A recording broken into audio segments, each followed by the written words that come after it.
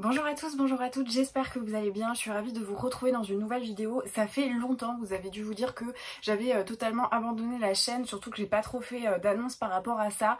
En fait ça n'a pas trop été voulu, tout simplement aujourd'hui on est lundi d'ailleurs, je ne sais pas combien, lundi 16, j'en sais rien. Oui je crois qu'on est lundi 16. Je suis rentrée hier soir de plus d'une semaine de vacances, d'à peu près 10 jours de vacances. On a sillonné la France avec mon chéri. On a fait un peu voilà, plein de choses, on est allé dans la Creuse, on est allé vers Angers, on est remonté vers Nantes pour finalement terminer en Normandie, voir de la famille, et voilà on est rentré après pas mal de routes, donc on est crevé. Et puis aujourd'hui c'est un peu le branle-bas de combat puisque je défais une valise, je fais des lessives pour refaire une valise puisque demain mardi 17 on part avec mes parents pareil pour faire un petit itinéraire comme ça en France, donc c'est super, vraiment je m'en plains pas, mais du coup j'ai pas eu le temps. Et puis comme vous le saviez, j'en parlais déjà en vlog, ça a été très compliqué ces derniers temps de tout cumuler, le stage, les rapports de stage, le concours, les examens, tout ça, vraiment j'en pouvais plus en fait. Et puis au-delà de ça, voilà, il y a une question qui est revenue souvent dans la FAQ que je prévois de tourner, hein, évidemment, vous inquiétez pas, vos questions sont pas passées aux oubliettes. La question c'était comment ça va, et effectivement ça va pas trop en ce moment, je pense que vous l'aviez remarqué. J'essaye d'être transparente sans forcément que ça soit un point hyper important sur la chaîne, mais voilà, je suis suivie par un psychiatre depuis plusieurs mois. Je vais pas forcément parler de ce qui se passe et tout ça, mais en tout cas oui voilà, niveau santé mentale c'est pas la joie, mais je suis prise en charge, j'essaye d'aller mieux, et puis voilà, donc ça explique aussi que tout ça j'ai pas su le gérer et que je suis un peu partie de la chaîne comme ça. Alors ça va, hein, ça fait pas non plus des mois et des mois, mais j'avais pas le rythme d'habitude, j'ai fait comme je pouvais, et voilà, là j'avais un petit peu de temps, et le lundi 2 août c'était mon anniversaire, j'ai été super gâtée, que ce soit en livre ou en autre chose, et j'ai reçu aussi des services de presse, donc je me suis dit tu sais quoi, prends la vidéo et puis retrouve ta communauté parce que ça me manquait énormément, et je vais vous montrer un petit peu ce que j'ai reçu. J'étais pas mal gâtée avec des choses très différentes, des livres, des BD. Je me suis dit que j'allais aussi vous montrer les petits goodies voilà, que j'ai reçus pour mon anniversaire qui peuvent être en rapport avec la lecture et peuvent vous intéresser. Et puis j'en avais parlé un jour en vlog des jeux, parce qu'avec mon chéri on adore jouer, et on a des nouveaux jeux qui ont rejoint notre ludothèque, donc je me suis dit que j'allais vous en parler aussi, et puis voilà, faire un petit book haul un peu plus global pour vous retrouver, et j'espère que la vidéo vous plaira. Donc j'arrête de bavarder et puis on commence tout de suite. Je vais commencer par les graphiques parce que finalement c'est ce que j'ai reçu le plus en fait. Quand on m'a demandé de préparer ma liste d'anniversaire, j'avais pas trop envie de mettre de romans dessus parce que à l'époque ma bibliothèque était encore constituée de livres sur le sol, elle était pas du tout construite, et en fait je me rendais pas trop compte de ce que j'avais en fait en livre, de quelles étaient mes envies. En plus ça faisait un petit moment que du coup ne pas avoir mes livres sous les yeux, j'étais un peu perdue dans ma pile à lire, donc j'avais pas envie de mettre beaucoup de romans. J'avais gardé des romans en fait qui étaient dans ma pile à lire depuis, dans ma wishlist depuis ma petite liste que j'avais faite en fin d'année pour Noël et tout ça, et donc j'ai reçu majoritairement des BD, et il y en a deux qui étaient pas du tout dans ma liste. C'est mes copines Estelle et Vina qui me les ont offertes, et je suis trop contente parce que ça a tapé dans le mille. Et donc parmi celles-ci il y avait For in Love de Crystal Kung. Alors Crystal Kung, je crois que je vous en ai jamais parlé sur la chaîne, mais je la suis depuis un petit moment. Notamment elle avait fait la BD Le Petit Vagabond, et en fait ce sont des BD sans texte, voilà, donc c'est de la narration, oups, il y a des petits polaroïds là-dedans, c'est de la narration en fait par l'image, voilà, comme ça. Donc en fait il n'y a pas du tout de bulle, et c'est nous-mêmes qui nous racontons cette histoire. Je pense que je l'ai déjà dit, mais moi j'aime beaucoup la narration par l'image. Je trouve que ça permet vraiment de solliciter l'imaginaire, et puis nous-mêmes en fait de nous approprier cette histoire, même si le dessinateur et puis le scénariste nous donne quand même des pistes pour ça, donc c'est quelque chose que j'aime beaucoup. Celle-ci est très belle, et donc voilà, Le Petit Vagabond, moi j'avais adoré parce que c'était très onirique, très mélancolique. Il y avait quelque chose aussi de magnifiquement contemplatif que j'aimais beaucoup, et là je suis trop contente de retrouver Crystal Kung sur un autre sujet, sachant qu'en plus de ça la quatrième de couverture elle est très sobre, et elle dit simplement: l'amour est indicible, le fil rouge qui relie le monde, la force qui permet de dépasser le néant, l'anxiété et l'adversité. Voilà, donc typiquement c'est le genre de choses que j'adore. Mes copines m'ont vraiment bien cerné, enfin voilà, elles me connaissent par cœur, surtout en matière de BD et tout ça, donc je suis trop contente. Je l'ai pas encore lu mais ça ne saurait tarder parce que vraiment c'est le genre de truc que j'adore. Et elles m'ont aussi offert une autre BD alors que j'ai déjà terminé et je vous en parlerai plus tard. Je vais pas pouvoir l'ouvrir parce qu'en fait elle m'a servi d'herbier de presse pendant le voyage. Voilà, je sais pas si vous voyez mais j'ai pressé un petit peu de végétaux comme ça. D'ailleurs si ça vous intéresse que je fasse une vidéo sur comment je constitue mes albums de voyage et quels sont les souvenirs que je garde, n'hésitez pas, je vous en parlerai parce que là j'ai un gros projet scrap du coup pour mes vacances et notre petit road trip. Et donc c'est la BD de Nelly Bly, donc par Virginie Aulagnier et Carole Morel aux éditions Glénat. J'ai trop aimé cette BD, je vais pas rentrer dans les détails parce que je vais faire un update lecture ensuite, mais c'est une BD qui retrace du coup la vie de Nelly Brown qui s'est fait appeler Nelly Bly pour en fait se faire interner dans un hôpital psychiatrique au 19e, je crois que c'était à peu près, ouais ça devait être au 19e, dans l'asile psychiatrique de Blackwell à New York. Et en fait elle va, c'est une journaliste qui va dénoncer les conditions d'internement et surtout la facilité avec laquelle les juges en fait et les hommes tout ça enfermaient les femmes pour un peu tout et n'importe quoi. Elle c'était voilà une journaliste qui était totalement saine d'esprit, qui est très intelligente et en fait juste en faisant la comédie elle a vu un mec qui lui a même pas posé de questions, qui lui a dit oui vous êtes folle, vous allez être internée ad vitam aeternam. Et bah, c'est un peu effarant et vous savez je pense si vous avez suivi les derniers updates, j'avais adoré le bal des folles de Victoria Mass parce que justement on voit à quel point à une certaine époque la psychiatrie, notamment la psychiatrie féminine, c'était n'importe quoi en fait, c'était vraiment le dépotoir aux femmes. S'il y avait une femme qui prenait trop de place et bah on disait qu'elle était folle et il n'y avait aucune investigation, donc c'était vraiment très chouette. Graphiquement c'était génial et j'ai adoré le sujet, donc n'hésitez pas si vous connaissez pas du tout l'histoire de Nelly Brown. Il y a un livre d'ailleurs qui est sorti, je sais plus comment il s'appelle exactement, je crois que c'est 10 jours d'enfermement ou un truc comme ça.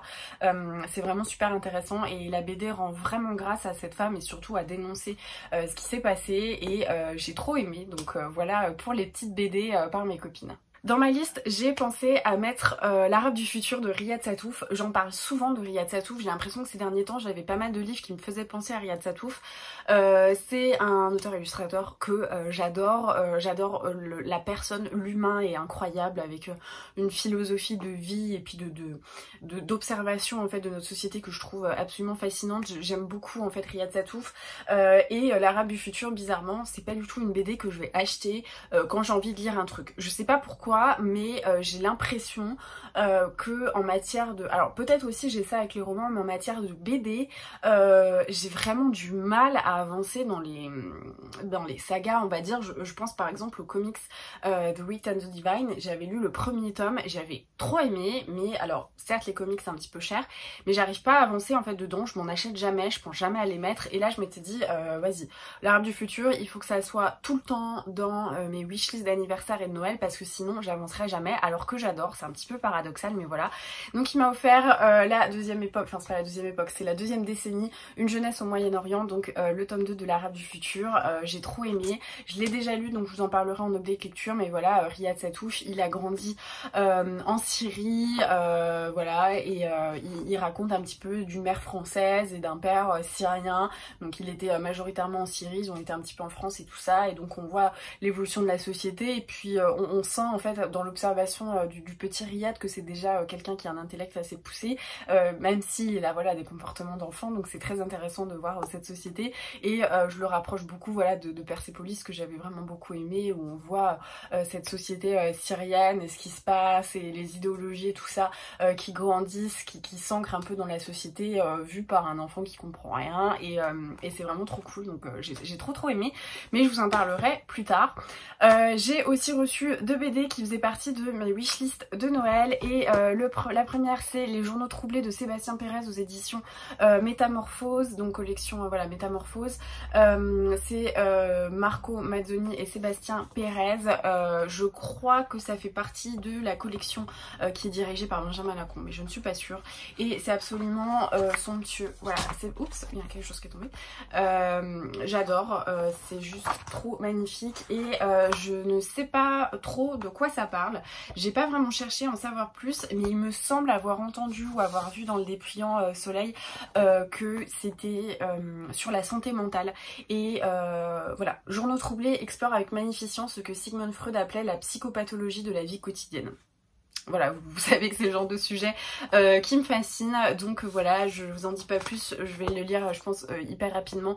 Il y a beaucoup d'illustrations, j'ai l'impression qu'il y a beaucoup de planches test un petit peu qui sont vraiment insérées dedans, où on a beaucoup de dessins comme ça, donc j'ai trop hâte de le lire, il a l'air vraiment magnifique et ça fait super longtemps que j'ai envie de le lire.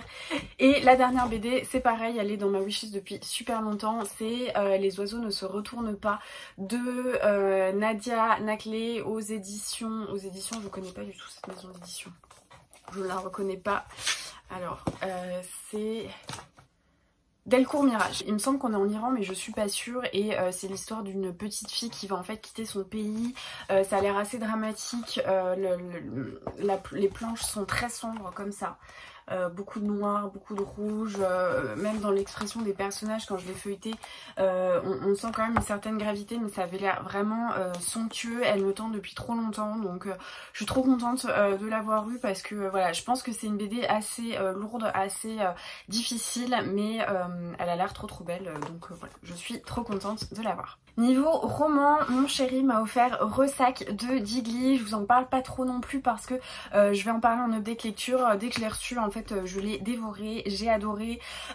C'est en fait Digli, donc qui est une illustratrice très connue surtout pour, je crois qu'elle a fait un ouvrage, je sais plus si c'était avec Ovidie ou avec Si, je sais plus trop, mais elle a été une des premières vraiment à parler, de notre époque. Enfin moi je sais que j'ai un peu grandi, j'ai l'impression, avec Digli, parce qu'elle avait des positions vraiment intéressantes sur la sexualité féminine, sur tout ça, en fait, sur essayer d'arrêter d'avoir cette, comment dire, cette différence, une extrême pudeur, presque une censure dans la sexualité féminine par rapport à la sexualité masculine et tout ça.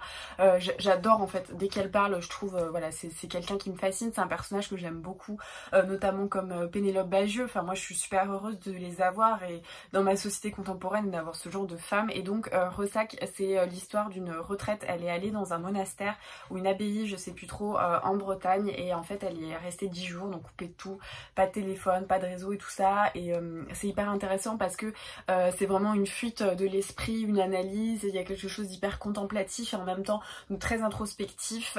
J'ai vraiment trop aimé, donc j'étais trop contente. Et ma petite Marion qui m'a beaucoup gâtée pour mon anniversaire, donc ma copine du conte par un soir d'automne m'a offert l'Assassin Royal époque 1, donc le premier tome. J'ai trop envie de lire l'Assassin Royal depuis super longtemps. J'avais fait une vidéo en fin d'année sur vraiment les sagas que j'avais envie de commencer, et Robin Hood en faisait partie. Je sais pas du tout de quoi ça parle. En fait, dès que quelqu'un parle de Robin Hood, je coupe tout parce que j'ai envie de le découvrir vraiment en étant vierge de toute connaissance de l'histoire. Et du coup, je suis trop contente de l'avoir. Il est trop beau. Franchement, ces éditions, mais je les adore. Donc, je suis trop contente de l'avoir reçu.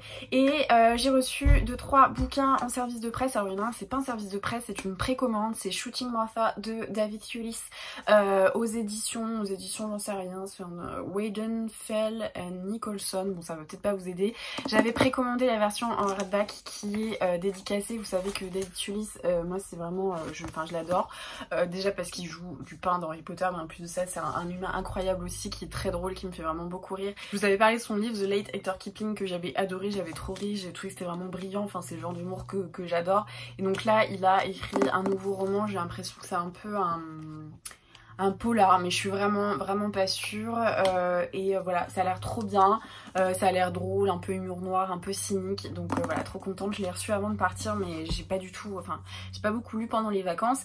Et j'ai reçu deux services de presse. Le premier, c'est chez Scrineo, Sous le sceau de l'hiver. Alors déjà, je trouve la couverture absolument magnifique, et c'est en fait de nos jours, on est à Paris et les humains ont découvert l'existence de la magie. J'en sais pas plus, je n'ai pas envie d'en savoir davantage, mais ça a l'air genre trop beau, donc je suis trop contente de l'avoir reçu. Il est trop magnifique, franchement trop beau. Et j'ai aussi reçu la suite d'une petite saga jeunesse que j'avais beaucoup aimé, je vous en avais parlé, c'est L'horloge à l'envers.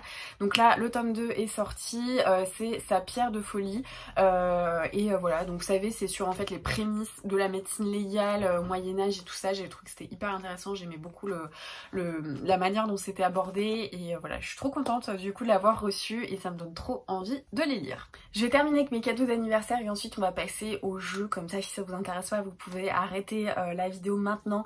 Ma petite Marion m'a acheté des trucs trop cool et je trouve qu'il y a tout un rapport avec la lecture. La première petite chose, ce sont ces boules en fait de thé qu'on met dans l'eau et qui s'ouvrent en fait en dévoilant une petite fleur. J'avais pas mal vu ce genre de vidéos sur Instagram et tout ça et là bah, j'étais trop contente. Donc voilà, c'est des petites fleurs qui s'ouvrent. J'essaierai quand je testerai de vous faire une vidéo, mais je trouve que c'est un super cadeau parce qu'elle sait que j'adore le thé, que pour moi ça fait vraiment partie de mes rituels de lecture favoris. Donc trop contente d'avoir reçu ça. Et elle m'a aussi acheté ça et c'est trop cool. En fait c'est une petite lampe. Je sais pas si on va voir, elle est pas chargée, c'est peut-être pour ça. C'est en fait une petite lampe que vous calez dans votre livre pour lire la nuit. Donc hop, comme ça. Et donc ça éclaire vos pages, mais ça permet de ne pas mettre votre lampe de chevet ou tout ça. Donc notamment si vous vivez en couple, moi je sais que des fois bah, je fais beaucoup d'insomnie et je peux pas lire parce que mon chéri dort à côté et si je lui mets la lumière en fait ça va le réveiller. Et ça du coup bah, ça fait une lumière assez diffus, ça éclaire en fait juste votre page et bah, c'est trop bien. Et elle m'en avait parlé et en fait on en avait croisé une, on avait croisé comme si c'était une vraie personne. On a vu une dans un magasin quand on l'avait fait, sauf que c'était à pile et que je trouvais que c'était pas top niveau énergie parce que vraiment ça fait beaucoup de déchets les piles et tout ça. Et donc là c'est une rechargeable, donc je suis trop contente, je vais pouvoir tester ça pendant mes nombreuses insomnies. Et elle m'a offert un cadeau incroyable. Je pense que si vous suivez Marion sur Instagram, donc le compte Par un soir d'automne, vous avez dû flasher dessus vous aussi. Ce sont les petits kits de miniatures pour faire une mini bibliothèque. Donc je sais pas si vous voyez, n'hésitez pas à aller sur son compte pour regarder parce que c'est trop beau ce qu'elle a fait. Et voilà, donc il y a tout le kit. En fait on adore les trucs comme ça avec Marion, le scrap, les constructions, les miniatures, on est trop fan de ça. On rêve toutes les deux de faire notre maison de poupée et voilà, donc là j'ai tout le petit kit, donc je suis trop contente. J'ai trop hâte de m'y atteler et vraiment j'ai vraiment hâte en plus de l'avoir dans ma bibliothèque comme elle. Je pense que c'est un petit clin d'œil aussi, on aura le même petit univers miniature comme ça dans notre bibliothèque. Je trouve ça vraiment trop cool, donc je suis trop contente, j'ai trop été gâtée. On va passer avec les jeux parce que je sais que vous êtes nombreuses à bien aimer quand je vous en parle. On a acheté avec Marion quand on était à Angers ce petit jeu qui s'appelle Contrario, donc il coûtait que 15 € et c'est un petit format facile. J'aime bien les formats comme ça en fait pour les trucs apéro et tout ça parce que en fait c'est pas trop compliqué, on sort pas un plateau, ça impressionne pas les gens. Et en fait ce petit jeu, vous avez des cartes comme ça, plusieurs cartes, alors je vais pas rentrer totalement dans les trucs mais plutôt dans le principe on va dire. Vous avez plusieurs cartes et en fait il faut retrouver la phrase qui est évoquée. Donc par exemple l'exemple là, on va dire l'astre des gorilles et là tous les participants vont devoir retrouver à quoi ça fait référence. Donc l'astre des gorilles, je sais pas si vous l'avez mais c'est la planète des singes. Donc en fait on va avoir plein de choses comme ça, par exemple la grande alarme, bah, c'est la petite sirène, casquette pastèque, chapeau melon, et en fait il y a toutes ces choses là, par exemple passe-partout, ça devient reste ailleurs, et en fait il faut retrouver comme ça, soit des expressions, soit des titres de films, soit toutes ces choses là, avec en fait des mots qui peuvent être soit antonymes, soit synonymes, et on a trop aimé, on a adoré ce jeu, on l'a acheté toutes les deux du coup, on y a joué presque tout le week-end, et c'était vraiment trop chouette. Franchement on a trop aimé ce petit jeu, il est pas cher, et tout le monde adore, donc vraiment super si vous avez envie. En plus c'est juste un jeu de cartes, donc il n'y a pas vraiment de plateau, il n'y a pas de truc à déposer, donc c'est vraiment hyper pratique je trouve pour les soirées voilà entre copains au début quand on est à l'apéro tranquille, c'est vraiment super sympa.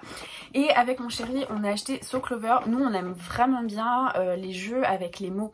Je vous avais parlé il me semble quand on avait acheté du jeu Fiesta del Muertes qui est vraiment notre jeu peut-être préféré et à chaque fois qu'on y joue les gens adorent, où en fait vous avez un personnage qui peut être fictif ou réel qui est décédé et vous écrivez en fait le nom, voilà le nom du personnage que vous avez tiré, vous cachez et vous devez mettre un mot qui vous fait penser à ce personnage. Et donc je sais pas, vous avez Picasso, vous allez mettre peintre et en fait vous donnez votre petite carte à votre voisin de gauche, il va voir peintre, il va peut-être mettre tableau et la personne après va avoir tableau, elle va mettre je sais pas cadre ou quelque chose comme ça, et en fait ça va tourner comme ça et à la fin on met on met le dernier mot du coup qui a été modifié. Donc on a cadre, on peut avoir je sais pas salarié, voilà, parce que ça peut être cadre supérieur. Enfin il faut se dire que on n'a pas accès au mot de départ, donc en fait c'est chacun avec sa propre imagination et ses chemins on va dire mentaux qui vont aboutir à ça. Et ensuite on met toutes les cartes personnages et il faut retrouver avec le dernier mot qui a été modifié quelle carte en fait correspond. Donc par exemple si on reprend ce truc avec cadre ou salarié de Picasso, il va falloir retrouver salarié et c'est vraiment trop drôle. Donc voilà, on aime bien ce genre de jeu et quand on est allé au magasin ludique, on en a parlé donc avec les vendeurs, ils nous ont conseillé celui-ci, donc So Clover, qui est vraiment un jeu qui en ce moment apparemment est vraiment chouette et il a beaucoup de succès. En fait vous avez un petit trèfle, je vais vous montrer hein, comme ça vous allez vous rendre compte. Vous avez des petits trèfles comme ceci et vous piochez en fait des petites cartes comme ça. Donc vous voyez il y a plusieurs mots, donc là par exemple il y a graisse, vœux, boucle, épée. Et en fait vous les mettez sans regarder comme ça sur votre trèfle. Donc vous allez en avoir plusieurs comme ça. Et donc vous allez devoir mettre un mot qui associe ces deux mots là. Donc là par exemple j'ai contrôle et graisse. On peut mettre régime par exemple.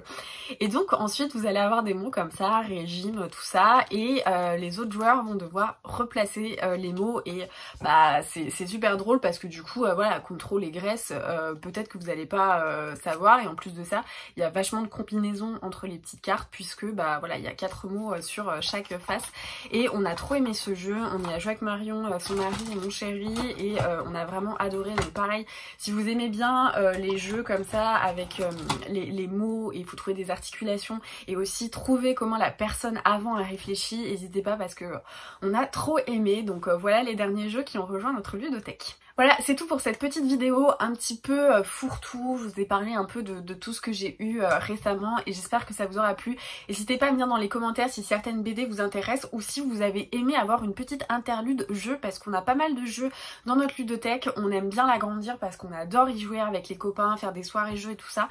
Donc si ça vous intéresse de voir ma ludothèque, n'hésitez pas à me le dire dans les commentaires et je vous ferai une petite vidéo dédiée sur les jeux de société, les jeux pour les soirées, etc. Parce qu'il n'y a pas que le Uno dans la vie, voilà.